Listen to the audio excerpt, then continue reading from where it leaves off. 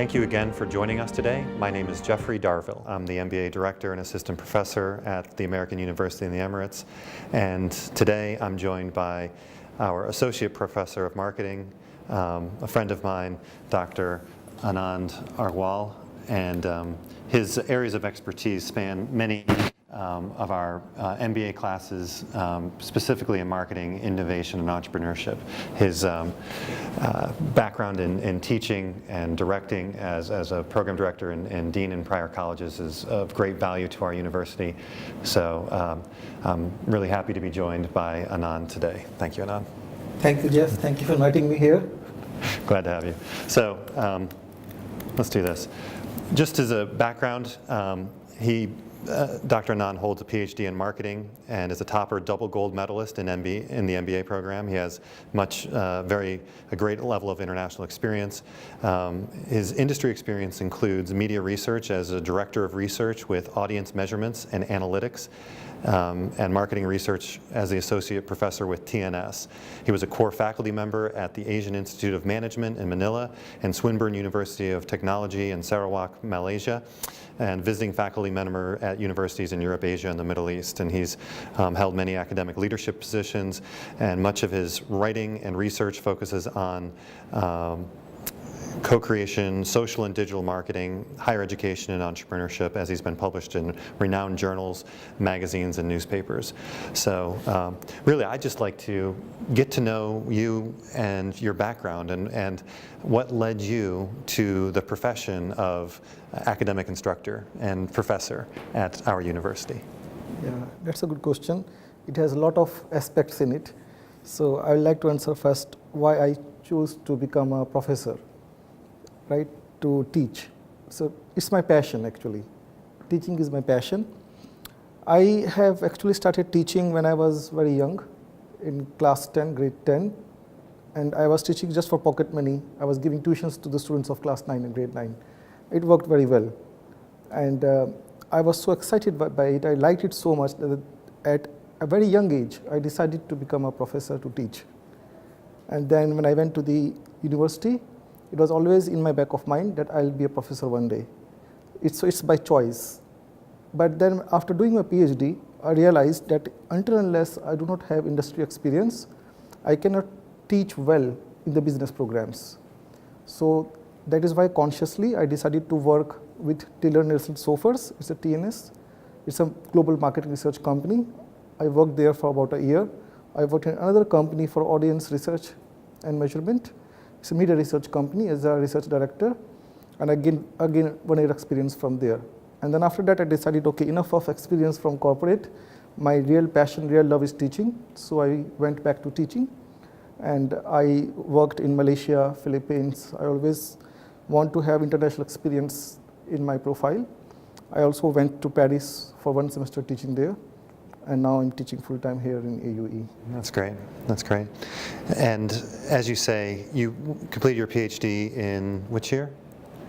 2006. 2006. And the decision to pursue the marketing PhD, what led you into the field of marketing? I was doing actually my MBA, and I realized that I am a very outspoken person, and I like talking to the people, interacting with the people. And I like organizing things. I'm not very good at sitting and doing calculations and numbers. And at that point of time, our professors, I had counseling with the professors, and my professors told that, Anand, you are fit for marketing, go for marketing. And also from very beginning, when I was very conscious about my interest, I was taking a lot of interest in advertising, in marketing companies, in the real business, what are the different approaches of marketing. Another thing I like a lot is psychology, and marketing has a lot of components of psychology. In fact, marketing is not a discipline in itself. It's not a natural discipline. It's a discipline created by amalgamation or mixture of different disciplines like sociology, anthropology, little bit of mathematics. Sure. Economics is the father of marketing, you can say. Right. So, and all these subjects I like a lot. Right. So marketing came naturally to me. Yeah, that's a really interesting point. My bachelor's degree was in marketing, so I have an affinity for marketing, and my experience was in sales and marketing. Like you said, I think that's so important to have some professional industrial experience working in the field, because you bring that to the classroom. But I think that the description of marketing as a interdisciplinary field with so many aspects to it in terms of, you know, the mathematics and statistics and research that's applied in marketing research, the psychology that's applied in consumer behavior, and then the strategy that works its way through. Every marketing plan has to have a very distinct strategic component to it. So you're dealing with so many aspects of business management that really, I think, yeah, definitely comes together in an MBA program as well. Let's talk about some of your teaching experience. One of our successful classes in the MBA program that Dr. Anand taught last semester was the Innovation and Entrepreneurship class, which we had many students look forward to and enjoy taking as part of the marketing specialization. And if you could just tell me a little bit about what the students gained from the class and some of the memories that you have of the students' work and discussions that you fostered in the classroom. I like this question, that what the students gained from the class. So nowadays when we teach as professor, our objective is not to just give the knowledge to the students. Nowadays it's more of experiential teaching and learning in the classroom. And what we need is a concrete outcome which students can use in real life. It's more practical. Theories are always there, yes, but how can you apply the theories to bring something to the real world? How can you use something which you learned in the class in real life? That is very important. So whenever I teach in any course, even if it is bachelor degree course or it is an MBA course, my intention is to focus on 4 different components in learning. One is knowledge, of course it is there, but then the theories are actually a tool to go for the next thing, the next component I focus, which is skills. Skills are very important for the students, because it is the skills which will make them successful personally and professionally in the future. So skill development happens only if students do activities and they are engaged in the classroom. When they do something, not only just listen to the lecture. So skill development is very critical. It will make the student successful in the future. Then third thing is the attitude. In the class, the learning is an experience, it's a journey for the students. And if they can look and reflect about their attitude, and if they can work on the attitude so that they become better attitude professionals in the future, which is always, you know, destined to be successful, that will be a big contribution for the students' learning. And the fourth thing is the value. So knowledge, skills, attitude and values, I try to design my delivery and the course in such a manner that all these 4 components are delivered to the students. So my classrooms are always active. From last about 10 years, I have stopped using PowerPoints at all. I do not do lecturing. Every topic, there is an activity for the students. Students are engaged, and they do some activities which give them the learning, and it realizes to these 4 components. We can actually see the outcome of these 4 components are very visible by the end of the course. So the last course which I taught, Innovation and Entrepreneurship, the name itself suggests innovation and entrepreneurship. So the students from the first class itself, they are challenged to come up with an innovative idea in teams, and then they were challenged to make it commercialized now, to commercialize these ideas somehow. So students in the teams went through many iterations, and through large number of iterations with me in the classroom as a facilitator and as a guide, not as a, you know, there are 2 approaches of teaching, guide by side or sage on stage. And I like guide by side, not the sage on stage. So as a guide, I directed the students group in such a manner that each student group or the team, they created a business plan by the end, a pitch deck. And that business plan was a solid business plan that they can actually use to launch a business now. And I invited angel investors in the class to evaluate their pitch. I invited some startup owners in the classroom as a panel member who can actually give the feedback to the students about their plan and about their pitch. I invited a brand consultant who can help them in branding their particular initiative they are planning. And these all also gave them some important framework and some important theories which they can use to actually start a real business. So the outcome of that course is now all of my students who has gone through that course, they have a ready business plan, a pitch deck, they can present it any day to an angel investor and seek funds. Relates very strongly to some of the other initiatives that we've taken at AUE, where we want to broaden the student experience so that the things that they can do in any particular class, like on innovation and entrepreneurship, could be available to many students, and even take it to the next step if they are really interested in pursuing a startup business and even exploring entrepreneurship, which I recognize from my background, it's very difficult and challenging. So any help and advice and consultants or mentorship that you can get and provide students is very important to help them launch their business and even decide whether or not be joining a corporation as an employee or starting their business is the right decision now, and then that'll also give them a frame of reference for the future. So what are some things that you've done to engage students not only inside the classroom but continue that outside the classroom? Right. See, teaching is just not inside the classroom. Many times I actually teach outside the classroom where students are sitting in the Starbucks cafe or in some outside in the campus, and we just discuss a lot of things which are not possible in the traditional classroom environment. So I make it a point that every class, at least 2 or 3 classes in every semester, I go out with the students and have discussions with in the class time itself. Now, when we say teaching and learning should not be limited to only classroom. There are a lot of activities students can do, and in AUE we are doing a lot of activities like this. So for example, now we are planning a competition for startups. So students have a lot of ideas about some startup.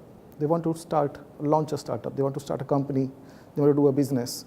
So we are now contemplating, actually we are planning an event which is startup competition or startup contest, we can say, where the students will just submit their entries by describing their ideas of startup, and there will be 4 faculty members who will select these ideas, will give them workshops and training, and then they will present, after the training they will present their ideas in form of the pitch deck.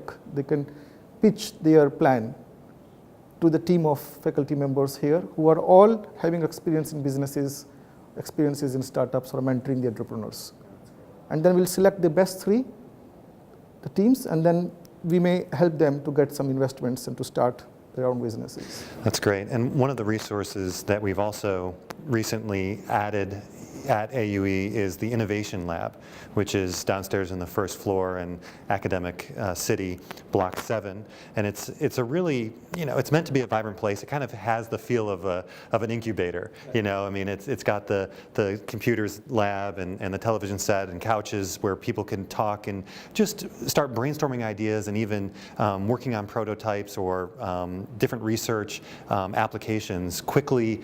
And it really fosters the design thinking Stanford D School kind of way of approaching startups and entrepreneurship, but here at AUE for students that are looking to do this, which we want to partner the Innovation Lab with the business startup competition and the pitch competition as well, so that all these are working in tandem or together, really. Right. We are working with the Innovation Lab in this, and the students will have an opportunity to submit the ideas. I think within the next 2 weeks they will submit their ideas and we'll take it forward from there.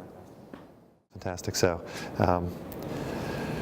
yeah, I think when we look at business generally, we have the education components here at AUE, but one thing that we also do in the master's program is look for innovative research from faculty members, but also in collaboration with students who are going out and doing their own research, and whether it's through a thesis program or other projects, encouraging and instilling the values of research in our students. And the topics of research are of great interest to many of our students and faculty alike. So I think maybe an area to get into is just the future of marketing. Where do you see marketing going in the 21st century, and as we're approaching 2020, we have these milestones and a view of the next stage of marketing. We've entered marketing 4.0, so there's a lot of different aspects of marketing. The Web 3.0 in terms of collaborative, user-generated content is out there, and it's become almost just a taken for granted, like that's accepted. So we're constantly looking at the next stages of marketing as we get into things like artificial intelligence and data analytics and big data, and even neuromarketing and some of these other trends where we're trying to tap into modes of research that give us greater insights into consumer behavior and really how to best fulfill the needs and create the wants that people will use to purchase their products. So what do you see as some of the future trends in marketing that we should be paying attention to? It's a good question. I also advise the students to always think about the future, because students need to prepare for the future, not just for the present need of the industry or the society. We need to evaluate what is coming in the future.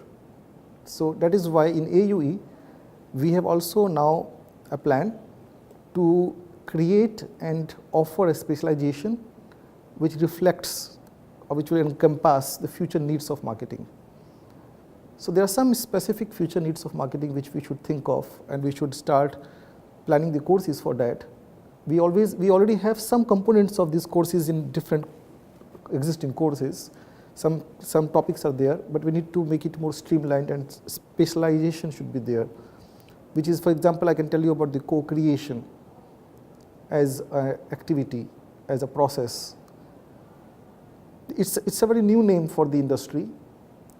All over Europe, it is very popular.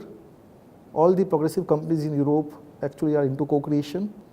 And it is one of the first things that started in Europe after a long time, because Europe, and especially Germany, is the basically birth of management and business studies, right? But then US took over. But then this idea of co-creation basically, the ideas of co-creation are more popular in Europe, and it is growing more in Europe now. So many European companies are actually practicing co-creation now. So co-creation is one of the aspects the companies are looking forward to make them more successful in marketing. And co-creation is where all the stakeholders, not only customers, and when we say customers, not only the buyers, all the stakeholders, how can they get associated with the company to contribute to the marketing activities of the company? In a way, we say it's prosumers. The consumers are becoming also producers. Prosumers. Right? That's a word has been. It is already in use for a long time now. Okay. So after the next step of prosumer is co-creation. So how other stakeholders, for example, we're talking about user-generated content. So nowadays, in some companies, we have some companies where the customers are actually making products, designing the products along with the help of the company. Right? So it's not only customization of the products, it's actually designing the products for the company, and customers are doing it happily. So engaging customers is very important. Engaging stakeholders is very important. So, and it also creates very nice experience. We are an experience economy, right? Yes. So we need to provide positive experience to the customers. So courses on co-creation, experiential marketing, right? Then the courses which can be marketing analytics, based on artificial intelligence and machine learning components in it, because artificial intelligence and machine learning has a lot to contribute to marketing. Lot of the advantages can be there for marketers around the world if the components of artificial intelligence, machine learning, customers' behavior on the internet, and the use of technology are integrated together, right? Of course, there will be concerns of privacy, etc. It will always be there. It always will be there. But a lot of advantages can be there, which can actually lead to co-creation.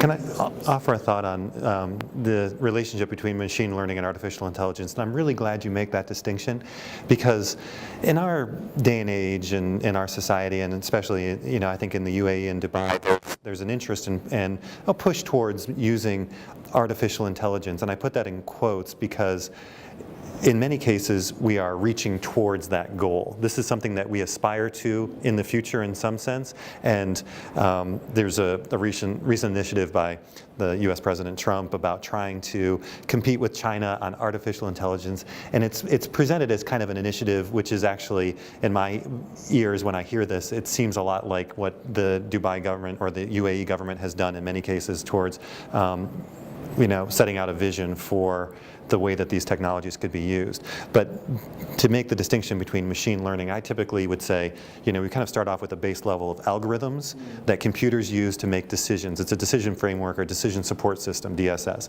And then you get machine learning when the computer system has made enough of these cycles where the decisions become a little bit more rote and routine, and then you can automate some of that, whether it's with robotics or just computer systems automating, and eventually you might have computers that develop their own programs or methods and start creating new ideas or products in the same way you're working with. Just an example of, for example, artificial intelligence in the marketing nowadays. Many progressive companies are using chatbots. There is not a real person who's sitting behind and giving answers of all the customer queries. It's actually a robot. It's an artificial intelligence. There's a machine learning that is actually interacting with the customer. It's a machine, not a real person. Right. So marketing needs to understand and develop it further to the next level, right? Where the companies can save cost, they can use more of technology. It will be cheaper for the customer in future. It will be value addition for the customers in various fronts. So there's a need to work a lot in the area of marketing in future. Well, I think that gives us a lot to think about and a lot to look forward to as well. I would just like to thank you, Dr. Anand, for spending some time with us today. And if you'd like to find out more about the American University in the Emirates, you can go to aue.ae.